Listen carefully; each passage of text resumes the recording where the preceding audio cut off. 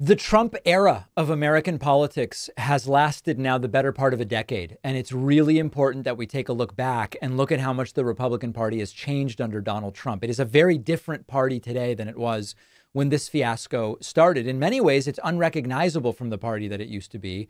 In some senses, we might say for the better. In many senses, we would say for the worse. Just about every conservative principle that right-wingers used to champion has been completely violated or abandoned to make room for Donald Trump and for MAGA Trumpism. And this really demonstrates that their only true first principle is supporting the dear leader, even when he goes against everything they used to be about. So let's go through some examples because there are so many. Starting with law and order. Republicans have long backed the blue and supported tough on crime policies, wanting to enhance penalties for certain offenses and provide more funding to police departments. And similarly, Trump claims to value law and order. He says it at his rallies, but he actually blatantly disrespects the rule of law all the time. If you care about law and order, look, law and order. For all of his talk, Trump is facing 88 felony counts in 4 separate criminal cases. He has no respect for the judges presiding over those cases. He's perfectly willing to violate gag order after gag order meant to protect witnesses and jurors. In the classified documents case, he was given multiple opportunities to hand over the top secret materials he had. Instead, he had no respect for the demands of law enforcement officials. And his supporters attacked Capitol Police officers on January 6th, while Trump sat at the White House watching it play out on TV, doing nothing to stop it until so much damage had been done. Now, to top it all off, Trump is arguing presidents have immunity as a way to quite literally say that he is above the law. Respect for institutions. Republicans have long claimed to respect American institutions, including the Constitution that the country was founded on. This deference has been very much notable when it comes to the military, to law enforcement, to the Bill of Rights. Now, on the other hand, Trump has launched frequent attacks on the credibility and independence of institutions such as the judiciary, law enforcement agencies, the intelligence community, calling the FBI corrupt, labeling federal judges as biased based on their ethnic backgrounds. He's flirted with martial law and being dictator for a day in a clear violation of the constitutional principles they claim to worship. You are promising America tonight you would never abuse power as retribution against anybody. Except for day one. There is no greater example of Trump's disrespect for institutions than when he ended the 200-plus year precedent of losing presidential candidates, conceding to the winner, and fostering a peaceful transfer of power. Instead, he tried to steal the election by pressuring public officials, implementing fake elector schemes, and rallying his supporters, leading to the attacks at the Capitol on January 6, 2021. Also, by the way, a violation of the law and order principles.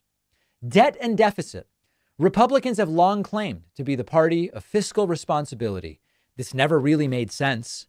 Republican presidents Reagan, George W. Bush ballooned the deficit to pay for tax cuts and for wars, whereas Presidents Clinton and Obama lowered it significantly. Now, of course, the debt continued to grow, just at a slower rate. Nevertheless, getting the national debt under control was this major calling card for Republicans. And some Republicans, like former Speaker of the House Paul Ryan, pushed for entitlement reform to lower the deficit. Trump himself promised to eliminate the national debt, not just the deficit, the debt, in 8 years. Didn't make any progress in those first 4, though. The $35 trillion in debt, we're going to pay it off. We're going to get it done fast, too. Instead, Trump's significant increase in government spending, even pre-COVID, coupled with tax cuts without corresponding revenue increases, led to a substantial increase in the national debt during his presidency, adding $8.4 trillion to it during 4 years. Personal responsibility. Republicans have long championed personal responsibility, typically as a way to advocate against welfare policies and to encourage so-called self-sufficiency and work. They are typically opposed to universal health care and free college tuition, saying people need to take that responsibility upon themselves rather than the government playing a role in it. Now, compare this with Trump, who never takes personal responsibility for anything, never apologizes, routinely blames the media, Democrats. He's quick to throw former employees and allies under the bus. And now he's blaming Biden, the media, judges, and the court system for the criminal trouble he's in, rather than accepting that his actions got him to this point. Very bad thing. The whole world is watching this hoax. You got a DA that's out of control. You have a judge that's highly conflicted. The whole thing is a mess. On Russia, Republicans historically have been tough on Russia, especially during the Soviet Union era. Well after the collapse of the USSR, Republicans viewed Putin as a threat. Mitt Romney famously called Russia the U.S.'s greatest geopolitical threat back in 2012. Trump has been very deferential to Vladimir Putin. He even took Putin's side over that of the U.S. intelligence agencies in Helsinki and praised Putin's leadership style. They said they think it's Russia. I have President Putin. He just said it's not Russia. I will say this. I don't see any reason why it would be. Trump has been more critical of NATO over the years than of Russia. Now many on the right oppose military aid to Ukraine, realizing this could result in Russia taking over the country and expanding its reach in Eastern Europe. On trade, most Republicans historically supported free trade practices. This was the favored policy of just about every right-winger, from Milton Friedman to Ronald Reagan to the Koch brothers. Trump's imposition of tariffs on allies and adversaries alike led to trade conflicts and disruptions to global markets and supply chains, and it really diverged from the traditional Republican support of free trade. Of course, Trump still doesn't seem to realize that placing a tariff on a country hurts the American businesses and consumers that buy stuff from that country. I'm unpopular in China. I'm unpopular in some other places where we've taken in hundreds of billions of dollars in taxes and tariffs. Entitlements. Republicans have advocated for entitlement reform to address long-term fiscal challenges and ensure the sustainability of these programs. They've tried to privatize Social Security, cut benefits, raise the retirement age. Contrast this with Donald Trump, who recognizes it's politically unpopular to go after Social Security and Medicare and demonstrates no interest in changing the entitlement programs. Guys like DeSantis and to a lesser extent, Nikki Haley, they want to play around with your Social Security. You don't have to touch Social Security. We have money. Respecting military service. You know, Republicans historically held the troops in high regard. They showed a deep respect for military service and veterans, such as Senator John McCain, who served in the Navy and endured years of torture and imprisonment during the Vietnam War. Trump said about McCain during the 2016 presidential campaign, he's a war hero because he was captured. I like people who weren't captured. He's a war hero because he was captured. I like people that weren't captured, okay? I hate to tell you. According to his longest-serving chief of staff, John Kelly, Trump didn't want to visit a cemetery near Paris for Americans who fought and died in World War I because it was filled with suckers and losers. On religiosity and family values, Republicans have long emphasized religious values and morality in public life, and this has influenced their positions on issues like abortion, same-sex marriage. Examples include former Vice President Mike Pence's and House Speaker Mike Johnson's vocal Christian faith and advocacy for conservative social policies.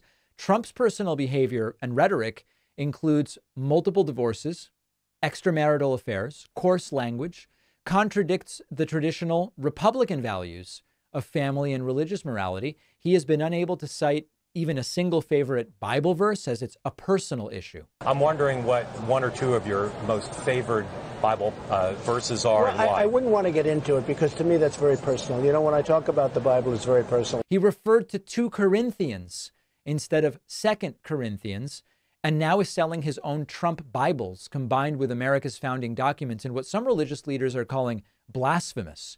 We have a number of other examples. The idea that you don't attack your fellow Republicans, where he went after Reagan's 11th commandment and totally violated it, regularly attacks other Republicans. Not attacking the country itself. Trump regularly says, America's not good anymore. It's terrible here. We need me back in order to fix it. Healthcare. Trump supported universal healthcare kind of in the 2016 cycle, which is a departure from what Republicans have historically supported.